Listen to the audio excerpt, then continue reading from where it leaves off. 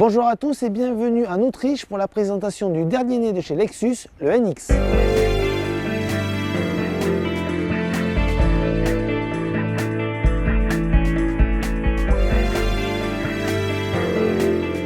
Alors vous trouviez le look des Lexus trop consensuel, trop passe-partout. Le constructeur japonais a décidé de tout changer et cela se voit avec ce NX, un petit peu trop même diront certains.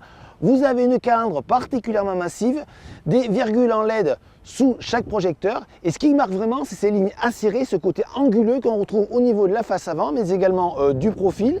Des feux aussi arrière très marqués, donc en clair un NX veut se démarquer, par contre attention, parfois c'est un petit peu trop. Au niveau des mensurations, ce NX mesure 4,63 m, il se positionne donc sous le RX et aura comme concurrent direct le BMW X3, l'Audi Q5 ou le Mercedes GLK. Alors la première chose qu'on remarque quand on prend place à bord de ce NX, c'est la planche de bord, très moderne, avec la console centrale qui reprend le design de la calandre. La présentation est moderne, très design, plutôt agréable à regarder. Seul problème, cette console centrale est remplie de boutons, donc au niveau de l'ergonomie, c'est pas très facile de s'y repérer, notamment au départ. On notera quand même que ce NX dispose d'équipements relativement innovants, comme par exemple un système de pad comme sur une souris qui permet de diriger tout ce qui est multimédia au niveau de l'écran central. Vous avez également un système, et ça c'est inédit, de recharge par induction de votre téléphone portable. Vous disposez également d'un affichage tête haute, de 8 airbags, d'un système audio marque Levinson. Donc vous l'avez compris, Lexus confirme son positionnement haut de gamme. Comme vous pouvez le constater, qu'un problème d'habitabilité aux places arrière de ce NX, c'est une bonne surprise donc, puisque vous avez la place au niveau des jambes, mais également au niveau de la garde au toit. Le NX propose un volume de chargement de 555 litres.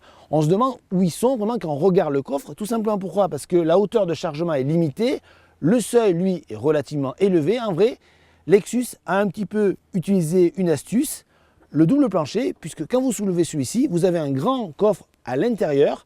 Donc résultat, vous avez effectivement 555 litres, mais il faudra composer entre celui qui est au-dessus et celui qui est au-dessous. On retiendra également qu'il est possible de rabattre électriquement les dossiers de la banquette arrière, soit à partir du coffre, soit à côté de la banquette. Ce NX 300H est, comme son nom l'indique, un véhicule hybride. Il est animé par un moteur essence, un 2,5 litres qui développe 155 chevaux, couplé à un moteur électrique qui fait 143 chevaux quand vous le prenez en version traction. Si vous choisissez la version 4 motrices, vous avez un deuxième moteur électrique qui développe 63 chevaux. Mais au global, quelle que soit la configuration que vous prenez, vous avez une puissance totale de 197 chevaux. Alors on retrouve les caractéristiques des hybrides du groupe Toyota, à savoir qu'il est possible de rouler 100% électrique durant 2 km. Ensuite, si vous roulez façon un bon père de famille, ce Lexus va vous plaire, puisqu'en effet il est plutôt silencieux, bien insonorisé, et on va dire que tout va bien. Par contre, si vous décidez d'augmenter le rythme, vous allez très vite vous rendre compte que ce n'est pas son domaine de prédilection. Pourquoi? Tout simplement parce qu'il est pénalisé par une boîte de vitesse, on va dire d'un autre temps. Dès que vous accélérez, écoutez, vous voyez, on a l'impression qu'elle patine un petit peu, qu'elle a du mal à chercher ses rapports, qu'elle a les passer, donc c'est très bruyant, c'est pas agréable, c'est très peu dynamique. Au niveau du comportement, c'est également un petit peu le même tarif. Si vous roulez tranquillement, aucun problème, on a affaire à un véhicule très confortable, des sièges sont particulièrement bien dessinés.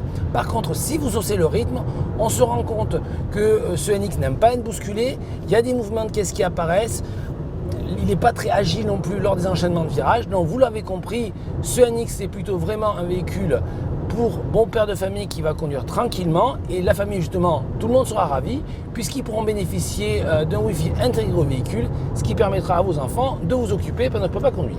Avouons-le tout de suite, nous n'avons pas été séduits par ce Lexus NX 300H, et cela pour plusieurs raisons. Tout d'abord, son look très agressif est un petit peu trop tarabiscoté, trop recherché, et surtout ne correspond pas du tout au comportement, au tempérament du véhicule.